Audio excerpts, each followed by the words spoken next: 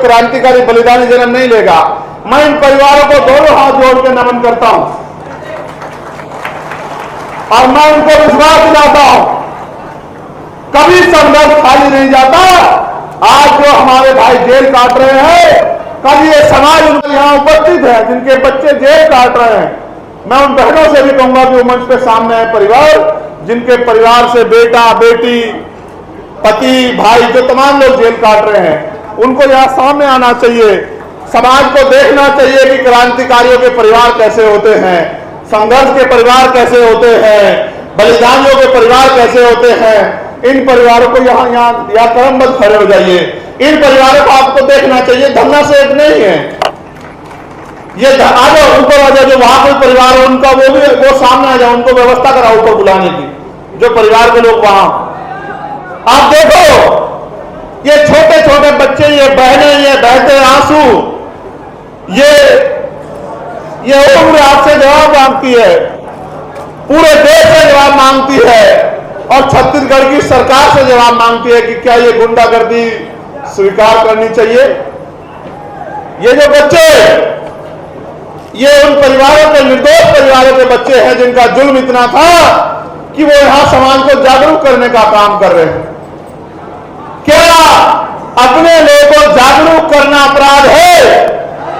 अगर अपराध है तो ये अपराध तो बाबा साहब ने भी किया, ये अपराध तो गुरु घासीदास जी ने भी किया, ये अपराध तो माननीय काशीराम साहब ने भी किया और उनकी संतानें भी करती रहेंगी। मेरी बात को आप याद रखना।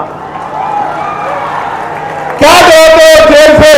मैं तो अध्यक्ष जी से कहूंगा कि अक्टूबर माह में वो ऐलान करके सामूहिक गिरफ्तारी का। हम लोग छत्तीसगढ़ की जेल देखना चाहते हैं कि छत्तीसगढ़ की जेलों में कितना दम हम देखना चाहते हैं। आंदोलन चलेगा, आंदोलन रुकेगा नहीं, आंदोलन आगे बढ़ेगा, आंदोलन गति पकड़ेगा, आंदोलन शक्तिशाली होगा और आंदोलन के आगे ये निकम्मी सरकार घुटने टेक देगी। मेरी बात को आप याद रखना। आप देखो जो उधर नौजवान खड़े उधर, आप समाज के लोग बताओ, अपने दिल पे हाथ रख के गवाही को बताओ, ये किसी उद्योगपति के परिवार के लोग हैं, किसी नेता के परिवार के लोग हैं या गरीब आपके बीच के कमजोर नौजवानों जो समाज की लड़ाई लड़ रहे हैं उनके बच्चे? बताओ, उनके परिवार के लोग बताओ, दोनों हाथ उठा के बताओ, ये समाज के वफादार परिवार है या ये समाज को धोखा देने वाले परिवार है? बताओ, क्या इन परिवारों का सम्मान होना चाहिए नहीं होना चाहिए?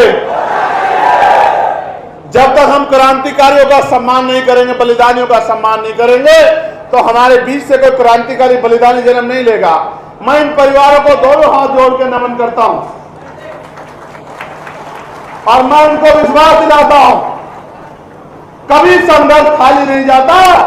आज जो हमारे भाई जेल काट रहे हैं, कल ये समाज उनको इतना सम्मान देगा कि वो MP MLA बन के यहां रायपुर में इनके अधिकारों के लिए लड़ेंगे। मेरी बात को आप याद रखें।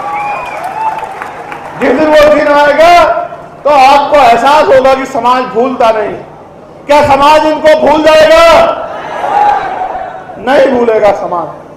और मैं नरोत्तम, मेरे छोटे भाई नरोत्तम, ओम प्रकाश, मनोज, मैं इन सब के लिए जो यहां काम कर रहे हैं, तमाम साथियों के लिए मैं उनको कहना चाहता हूं, घबराए नहीं, बिल्कुल ना घबराए।